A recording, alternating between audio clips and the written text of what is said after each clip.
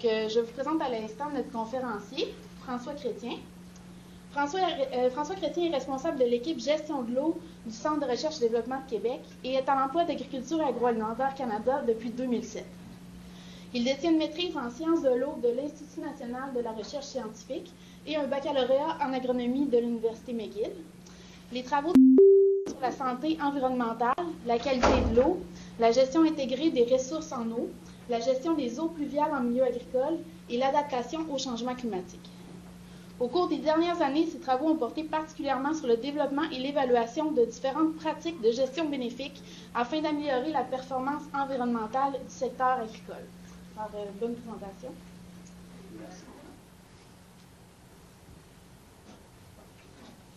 Donc, excusez, merci beaucoup. Ça me fait plaisir d'être ici au Centre de recherche pour vous présenter les travaux de mon équipe en gestion de l'eau. Puis je suis agréablement surpris là, de l'assistance dans la salle. Donc, merci à tout le monde de vous être déplacés en si grand nombre. Donc, je vais vous présenter les résultats de nos travaux sur l'évaluation de la performance environnementale de PGB, de rétention d'eau en milieu agricole. Donc, juste avant de débuter, je vais passer au travers de quelques définitions, seulement pour être certain qu'on parle tous de la même chose, parce que lorsqu'on parle de rétention d'eau en milieu agricole ou en milieu urbain, il y a beaucoup de termes qui sont utilisés, puis on ne parle pas nécessairement toujours de la même chose. Donc, premièrement, au Québec, on parle souvent de bassins de sédimentation qui sont aménagés aux champs avec des avaloirs, ou dans les fossés avaloirs, on parle dans ce cas-là de fossés avaloirs avec bassins de sédimentation. En Ontario, on parle souvent de bassins de contrôle de l'eau et des sédiments, Water and Sediment Control Basin, pour ceux qui connaissent l'acronyme WASCOB. C'est sensiblement la même chose. Par contre, c'est généralement plus mis en place dans des terrains plus pentus, avec des barrages en terre. On peut parler de rétention d'eau dans le cadre de marais filtrants, où la part d'eau serait plus continue. De rétention d'eau dans une optique pour des fins d'irrigation ou d'approvisionnement du bétail, donc pour les besoins agricoles. Rétention d'eau par des petits barrages qui sont plutôt mis en place pour atténuer les problèmes d'inondation dans le cours d'eau récepteur. Puis finalement, rétention d'eau dans une optique de gestion des eaux pluviales. Puis c'est cette catégorie-là à laquelle on va s'attarder aujourd'hui. En milieu urbain, dans le cadre de la gestion des eaux pluviales, on parle souvent de bassins de décantation, quand on met en place des bassins dont l'objectif est de retenir temporairement l'eau avant de la relâcher graduellement puis s'assécher complètement. Donc, on parle de bassins de détention ou de bassins secs, donc le bassin qui s'assèche complètement, ou de bassins de rétention quand il y a présence d'une mare d'eau permanente là, entre les événements de ruissellement. Donc maintenant, pour ce qui est du plan de la présentation, bon, je vais vous présenter le site expérimental. On va aller dans les détails des résultats pour un bassin de rétention qu'on a étudié au cours des 5 dernières années. On va regarder après les résultats préliminaires issus de 2 sites là, sur des bassins de rétention munis d'écumoires et des fossés avaloirs munis d'une écumoire flottante. Puis je vais terminer là, en parlant de l'aménagement optimisé de bassins de rétention à l'échelle de petits bassins versants agricoles. Premièrement, pour ce qui est du site d'étude, en 2008, en collaboration avec le MAPAC, la municipalité de Saint-Samuel et puis la ferme Bergerois SNC, on a mis en place 3 bassins de rétention sur une ferme de 100 hectares. Le bassin qu'on va regarder aujourd'hui, c'est celui-ci qui est dans le 3e bassin versant, qui a une superficie de 23 hectares. Donc, toute l'eau qui tombe sur ce bassin versant-là s'écoule vers le bassin de rétention, avant d'être relâché graduellement là, vers la rivière Nicolet, qu'on voit ici dans le bas de l'écran. Les sols, c'est des sols de type Saint-Jude, des loams sableux, avec des taux de saturation là, de P sur L relativement faibles. Excuse-moi, François. Oui. On va juste demander, il y a encore un site dont le micro est ouvert à distance. S'il vous plaît, le fermer. Merci. Merci. Donc, pour ce qui est du bassin de rétention là, qui a été étudié dans le cadre de notre étude, c'est un bassin de rétention qu'on voit ici dans le haut de l'écran qui a été conçu pour stocker temporairement les eaux de ruissellement. La capacité de stockage au niveau de la mare permanente est de 11 mètres cubes par hectare de bassin versant. Une fois qu'on atteint le niveau là, du déversoir, qui est un avaloir perforé, la capacité du bassin est de 37 mètres cubes de rétention par hectare. Puis la capacité maximale au niveau de la route qui sert de barrage, finalement, à cet aménagement-là. Donc la capacité maximale de stockage est de 82 mètres cubes par hectare. Au niveau du suivi environnemental, on avait toutes sortes d'instruments sur le site qui nous permettaient de mesurer directement les débits sortants de l'étang, les débits sortants par l'avaloir perforé, comme je l'ai mentionné. Ça nous permettait aussi de mesurer la variation de volume dans l'étang pour être en mesure de calculer les débits entrants dans l'étang, parce qu'il faut savoir qu'il y avait une multitude de points d'entrée. Donc, on n'était pas capable de mesurer directement l'ensemble des débits entrants dans le bassin de rétention. Au niveau de la qualité de l'eau, maintenant, on avait deux auto-échantillonneurs qui nous permettaient d'échantillonner l'eau à chaque événement de ruissellement à l'entrée et à la sortie du bassin de rétention. Donc, le résultat de tout ça, c'est une série d'hydrogrammes à l'entrée du bassin et à la sortie du bassin, avec le hiétographe des précipitations correspondants. Chacun des points de couleur que vous voyez sur les courbes représente un échantillon composite qui était ramassé au cours des événements. On récoltait en moyenne entre 6 et 12 échantillons composites à l'entrée et 6 à 12 échantillons à la sortie là, pour chacun des événements analysés dans le cadre de cette étude-là.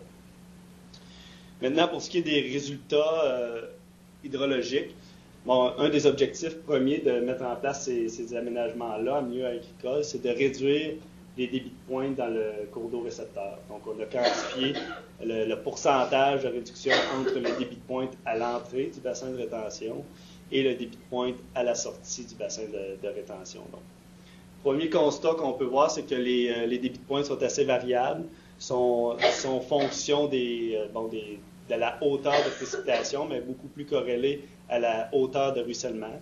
Donc, on peut voir que pour les petits événements, là, la réduction du débit de pointe est très importante, de l'ordre de près de 100 lorsqu'il n'y avait pratiquement pas de débit à la sortie de l'étang. Après de 0 pour les très gros événements où le déversoir d'urgence était utilisé. Donc, très variable dépendamment du type d'événement. Pour mieux caractériser cette réduction-là, on a calculé la moyenne de réduction en fonction du storm-to-pond ratio, qui est le volume de ruissellement sur la capacité maximale de stockage dans le bassin de rétention. Je crois qu'il y a encore un des sites qui a le micro ouvert. Si vous pouviez le fermer, s'il vous plaît. Donc, premier constat qu'on peut faire, c'est pour les petits événements qui ont un ratio petit en dessous de 0,5, la réduction du débit de pointe est assez importante, de plus de 50 pour les événements moyens qui ont un ratio entre 0,5 et 3, la réduction du débit de pointe était de l'ordre de 30 donc assez intéressante encore là. Puis pour les très gros événements, c'était de l'ordre de 13 à 15 pour les événements plus importants. Un autre paramètre hydrologique qui est intéressant de suivre, c'est la capacité des bassins de rétention à décaler l'onde de ruissellement dans le temps. Donc, pour être en mesure de quantifier ça, on a calculé les temps de détention, qui est le temps entre le centre de masse de l'hydrogramme de rentrée et le centre de masse de l'hydrogramme de sortie. Donc, la moyenne pour l'ensemble des événements suivis au cours de cette étude-là, c'était un temps de détention de 3,2 heures.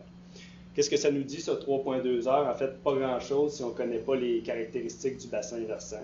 Donc, pour mieux caractériser le bassin versant, on a calculé le temps de réponse du bassin versant, qui est le temps moyen entre le centre de masse des précipitations et le centre de masse du ruissellement à l'entrée du bassin de rétention. Donc, le temps de réponse du bassin versant est de 3,4 heures. Autrement dit, en l'absence de bassin de rétention, l'onde de ruissellement prendrait en moyenne 3,4 heures pour atteindre l'exutoire du bassin versant. À ça, on ajoute un temps de détention de 3,2 heures, c'est-à-dire qu'on vient pratiquement doubler le temps que l'onde de ruissellement prend à atteindre l'exutoire du bassin versant. Donc, on voit qu'il y a une capacité quand même assez intéressante à ce niveau-là. Donc, on a quantifié la réduction du débit de pointe, les temps de détention, mais l'objectif ultime de tout ça, c'est vraiment d'atténuer les problèmes d'érosion dans le cours d'eau récepteur. Donc, une approche un peu plus formelle pour, disons, se prononcer sur la capacité du bassin de rétention à diminuer les problèmes d'érosion dans le cours d'eau récepteur, c'est de calculer la puissance spécifique à l'entrée et à la sortie du bassin de rétention. On sait que selon les travaux de Brooke en 1987, lorsque la puissance spécifique dépasse 25 watts par mètre carré, bien, il y a une érosion qui est susceptible de se produire dans le cours d'eau récepteur. La puissance spécifique, qu'est-ce que c'est? En fait, c'est le taux de dissipation de l'énergie de l'eau contre les berges puis le fond du cours d'eau par unité de largeur. Donc, on sait que quand on dépasse le seuil de 25 watts, qui est le critère d'érosivité, ici qui est représenté là, sur le graphique par la ligne pointillée. Donc, quand on dépasse ce critère-là, une érosion est susceptible de se produire. Premier constat qu'on peut faire, si on regarde la puissance spécifique à l'entrée et à la sortie du bassin de rétention, bien, on diminue la fréquence de dépassement de ce critère-là d'environ 20 même chose au niveau de la durée totale de dépassement du critère d'érosivité. On diminue encore là de façon significative la durée au-dessus du critère d'érosivité. Troisième point intéressant, on sait également, selon des travaux en hydrogéomorphologie, qu'il y a des débits qu'on appelle débits morphogènes qui sont plus susceptibles de créer de l'érosion dans le cours d'eau récepteur. Dans l'ensemble des événements qu'on a analysés, on a identifié 2 événements qui étaient représentatifs de débits morphogènes. Et encore là, durant ces 2 événements-là, la puissance spécifique a été réduite en dessous du critère d'érosivité. Donc, en plus là, de diminuer les débits de pointe, décaler l'onde de ruissellement dans le temps, on a conclu que ces bassins de rétention-là étaient en mesure d'atténuer l'érosion dans le cours d'eau récepteur en diminuant la fréquence et la durée de dépassement du critère d'érosivité, mais également en rabattant la puissance spécifique en dessous de ce critère-là lors de débits morphogènes.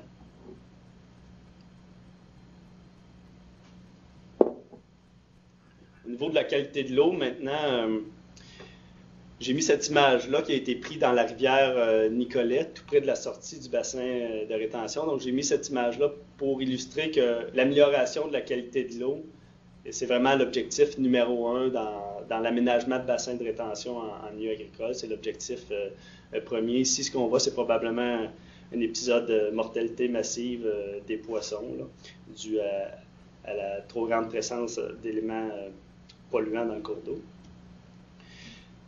Donc, pour bien quantifier la performance des bassins, on a calculé en fait la distribution empirique cumulative des concentrations de polluants, dont la matière en suspension, l'azote total puis le phosphore total.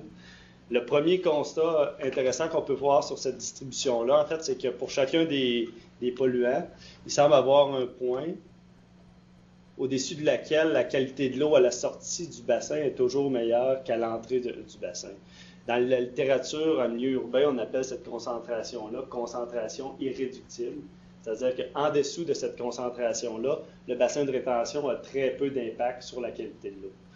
Donc, la concentration irréductible qu'on a pu démontrer dans nos travaux, c'est environ 20 mg par litre pour la matière en suspension, environ 1 mg par litre pour l'azote total, et puis environ 0,2 pour le phosphore total. Donc, en dessous de ces valeurs-là, encore une fois, l'impact du bassin est très minime.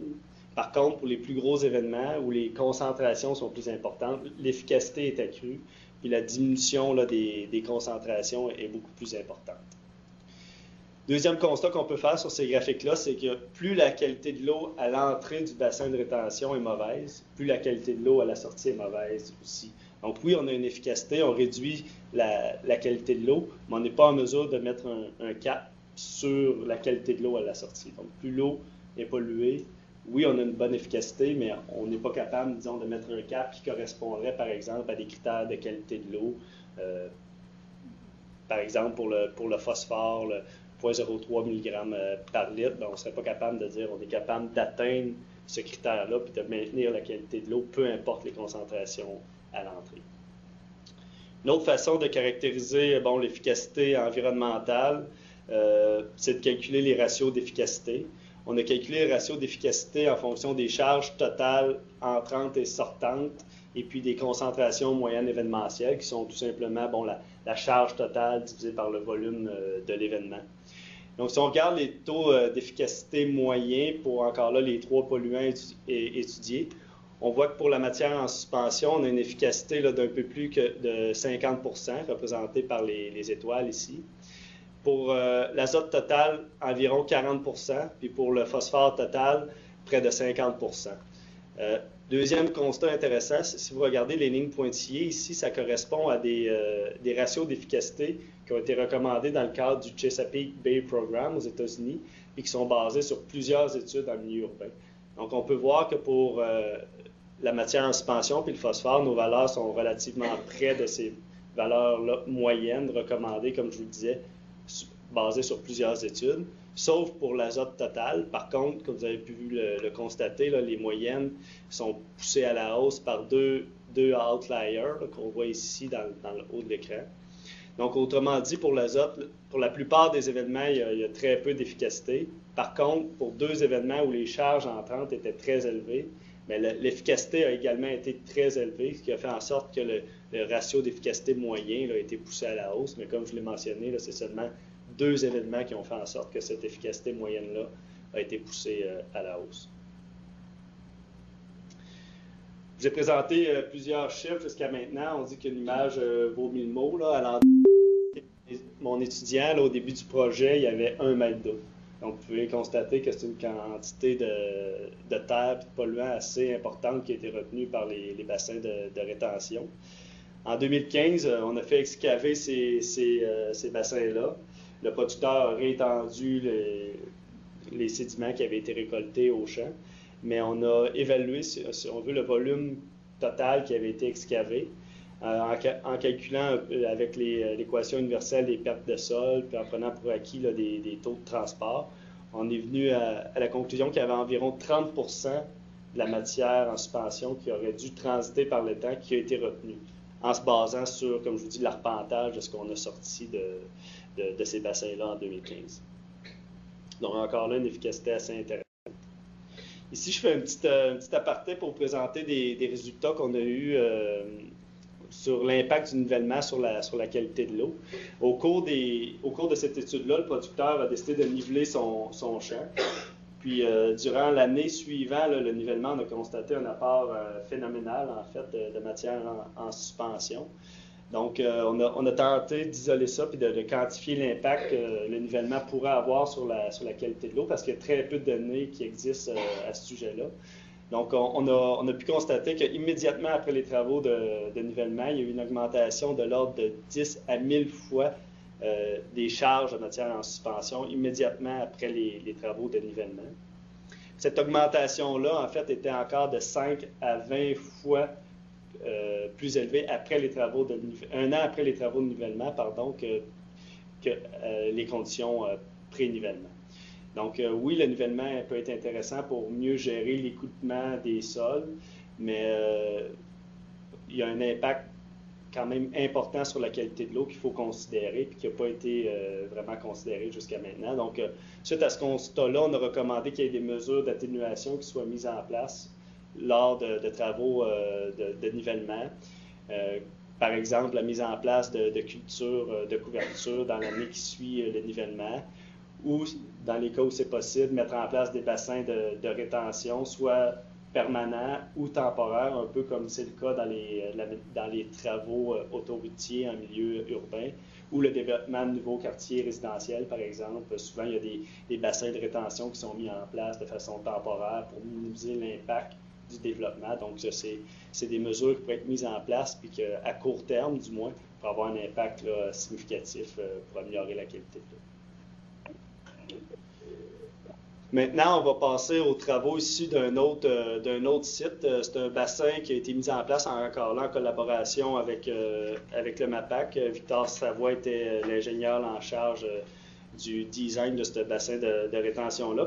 La particularité, c'est qu'on l'a muni d'un écumoire flottante ou un skimmer en bon français. En fait, cet écumoire-là, la caractéristique, c'est qu'elle flotte sur le dessus de la colonne d'eau. Dès que les particules commencent à sédimenter dans la colonne d'eau, en fait, ils ne peuvent plus sortir, ils se retrouvent emprisonnés dans le bassin de rétention. Donc, il y a des travaux aux États-Unis qui ont démontré que, toujours en milieu urbain, les bassins munis de skimmers ou d'écumoires flottantes avaient une performance accrue comparativement à des déversoirs plus standards, comme les avaloirs perforés là, qui sont généralement utilisés au Québec et ailleurs.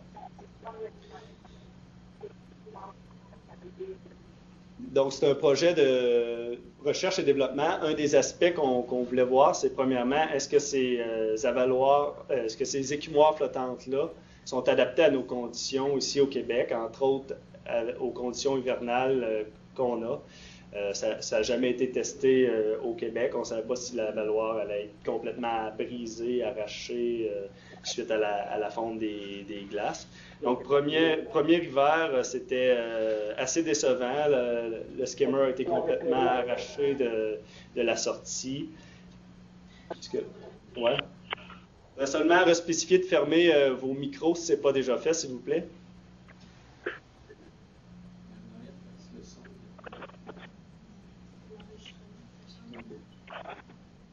Bon, désolé de ce contretemps. Donc, pour ce qui est des travaux de développement, comme je le mentionnais, bon, un des objectifs, c'était de voir si ces écumoires-là allaient résister à nos conditions hivernales. Le premier hiver, il a été complètement arraché, mais il n'a pas été endommagé, pas été brisé par les glaces, mais il a été arraché de la Valoire qu'on voit ici dans le bas de l'écran. Donc, Victor Savoie est venu avec une solution de percer un gros trou de 3 pouces là, directement dans la Valoire. On met un bouchon dans ce trou-là durant la période, exemple, de neige. Quand arrive la fin de l'automne, on ouvre le bouchon en prévision de la fonte printanière. Donc, ça fait en sorte que le niveau de glace lors de la fonte ne varie pas beaucoup. Fait que le skimmer n'est pas, disons, emprisonné dans la glace et arraché comme ça avait été le cas dans la première année. Deuxième modification, comme vous avez peut-être pu le voir dans la diapositive ici, l'écumoire est blanc. On l'a tout simplement peinturé en noir pour qu'il emprisonne plus de chaleur, puis que ça fonde plus rapidement autour de l'écumoire. Donc, deuxième année, avec ces deux modifications-là, ça a très bien fonctionné. L'écumoire demeurait en place, puis ça a très bien été. Donc, ça pourrait avoir un potentiel intéressant au Québec en effectuant quelques petites modifications mineures comme ça. Donc, au niveau de la performance, maintenant, au niveau de la qualité de l'eau, encore une fois, on a une performance assez intéressante au niveau des matières en suspension, de l'ordre de 55% de réduction en moyenne. Au niveau de l'azote total, on est autour de 20%, qui est plus près là, du ratio d'efficacité qui avait été mesuré en milieu urbain. Au niveau du phosphore total, on voit ici qu'on est seulement à 14%. Par contre, il faut faire attention, le champ qui draine dans ce bassin de rétention-là, c'est un champ en foin. Donc, probablement beaucoup plus de phosphore dissous, comparativement à l'autre site qu'on regardait au préalable, qui était en rotation maïs, soya, céréales. Donc, si on regarde au niveau du phosphore total particulier, là, on a une réduction de 52%. Cette année, le champ va être semé en maïs, donc on s'attend à une augmentation du phosphore particulier. Puis, par le fait même d'une augmentation là, de l'efficacité du bassin de rétention. En fait, on s'attend à une augmentation assez importante de l'efficacité. Au niveau des résultats hydrologiques, maintenant, on peut constater là, sur ce graphique-là que le bassin de rétention muni d'une écumoire flottante est assez efficace pour réduire les débits de pointe. Une réduction moyenne là, de l'ordre de 60%, puis encore là, assez efficace à décaler l'onde de ruissellement dans le temps, là, avec un temps de détention d'environ 11 heures dans ce cas-ci. Une des contraintes de l'aménagement de bassins de rétention en milieu agricole, c'est l'assise que ça prend, la perte d'espace pour les producteurs agricoles. Donc, un aménagement qui pourrait être un compromis entre un bassin de rétention de très grande ampleur et puis une efficacité accrue serait l'aménagement de fossés à valoir munis d'écumoires flottantes. Donc, en minimisant un peu la surface ou la taille du bassin de sédimentation, en munissant les fossés à valoir de skimmer, on pense qu'on sera en mesure d'augmenter l'efficacité des fossés à valoir de façon significative. Dans ce contexte-là, il y a un projet qui a été démarré avec l'Université Laval qui visait à comparer différentes structures de sortie dans les fossés à valoir. Ça l'a mené à la publication là, du mémoire de maîtrise de Roxane Mayotte à la fin 2016. Donc, comme je le mentionnais, l'objectif de ce projet de maîtrise-là, c'était d'évaluer différents fossés à valoir munis d'un avaloir standard et d'un écumoire flottant. Ici, je vous présente les résultats là, du mémoire de Roxane. Premier constat au niveau de la qualité de l'eau. on peut voir lorsqu'on compare l'efficacité du fossé à valoir muni d'un écumoire flottante comparativement à un fossé où il n'y a aucune avaloir, aucune retenue. Bon, il y a une augmentation de l'efficacité de 71 %.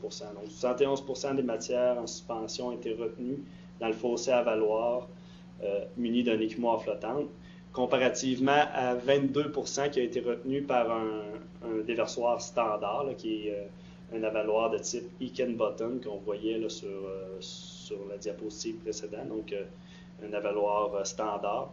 Donc quand même une augmentation importante de la performance. Au niveau de la performance hydrologique, bien, encore là, une réduction, si on regarde les points bleus là, sur cette diapositive-là, une réduction du débit de pointe assez importante, plus importante que les avaloirs standards de type Hickenbottom.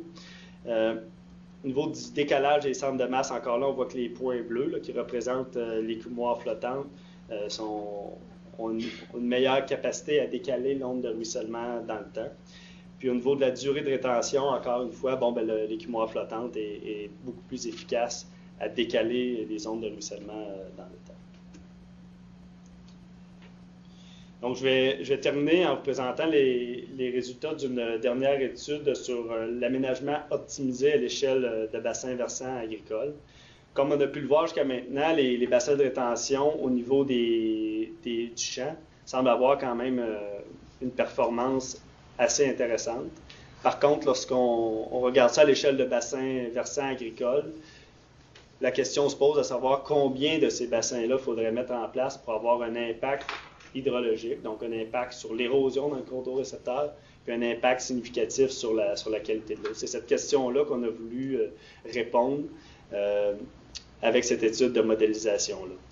Donc, on voulait savoir est-ce qu'il faut en mettre à tous les champs. Dans ce cas-ci, il y a 174 champs où on aurait pu mettre un bassin de rétention, ou est-ce que plutôt il n'y a pas des scénarios qui font en sorte qu'en minimisant le nombre de bassins, on maximise les retombées environnementales. Donc, je vous épargne les détails de la modélisation, mais ici, on peut voir dans ce graphique-là qu'il y a certains scénarios là, qui sont représentés par les différents points, en fait, qui optimisent les retombées des paramètres hydrologiques, qui étaient le débit de pointe puis l'érosion dans le cours d'eau agricole, puis qui optimisent également les paramètres de qualité de l'eau, donc la réduction de la matière en suspension, l'azote total puis du phosphore total. Pour vous donner un exemple, si on regarde la matière en suspension, puis on passe de ce scénario-ci à celui-là, on peut voir que pour une augmentation très significative des coûts, bon, on n'augmente pas beaucoup l'efficacité en termes de rétention de la matière en suspension. Par contre, si on passe de ce scénario-là à celui-ci, bien là, pour un investissement relativement similaire, on améliore beaucoup plus les retombées en termes de qualité de l'eau.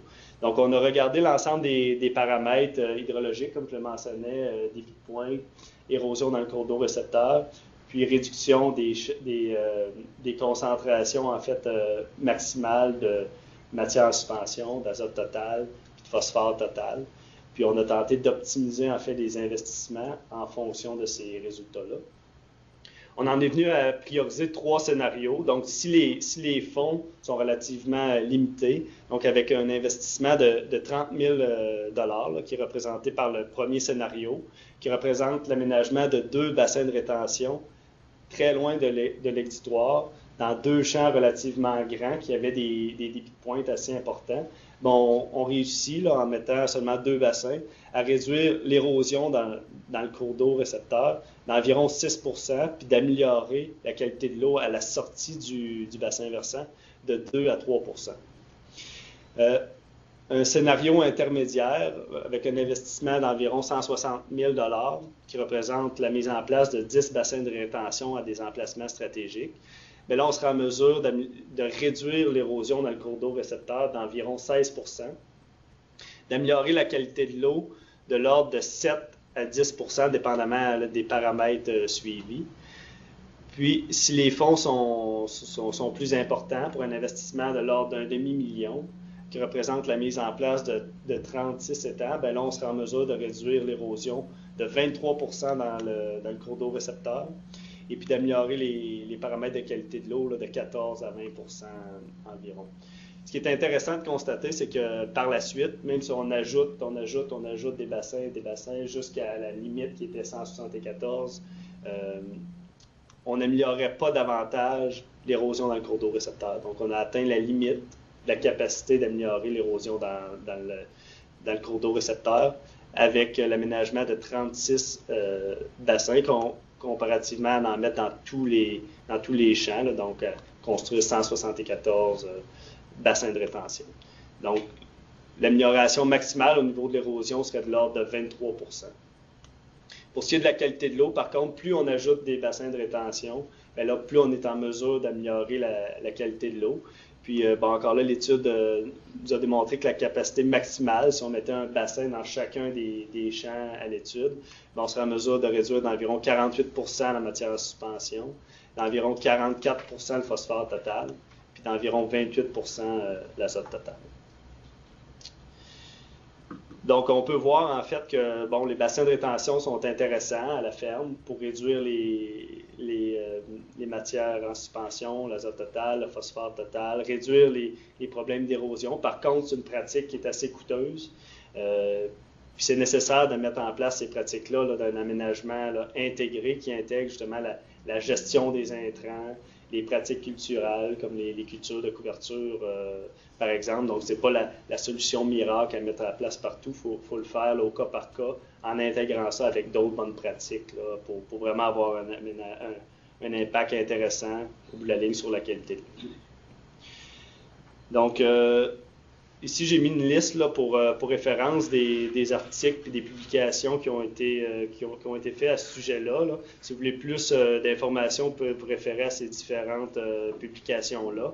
Les trois premières ici, c'est plus des publications standards, tandis que la page suivante, il y avait eu une fiche technique faite par un de nos collaborateurs, Michael Guillaume, au MAPAC, sur le dimensionnement de ces bassins de stockage d'eau-là. Qui intègre un peu les connaissances qu'on avait acquises dans le cadre d'une revue de littérature effectuée en 2014 sur la conception des étangs épurateurs et régulateurs de l'eau, qui est aussi disponible si les gens ont de l'intérêt envers le design de ces bassins de rétention-là. Puis également la référence pour le mémoire de maîtrise de Roxane Mayotte qui vient tout juste d'être publiée. Donc, avant de terminer, je voudrais remercier l'ensemble des collaborateurs de ce projet-là, nos partenaires au MAPAC, entre autres Victor Savoie, Michael Guillou, Camille Desmarais qui était là au départ du projet, la ferme Bergerois SNC, la ferme Arsenault également, puis bien entendu toute mon équipe ici au centre de recherche, puis tous les étudiants qui ont passé au fil des ans sur le projet. Donc, je vous remercie beaucoup de votre attention.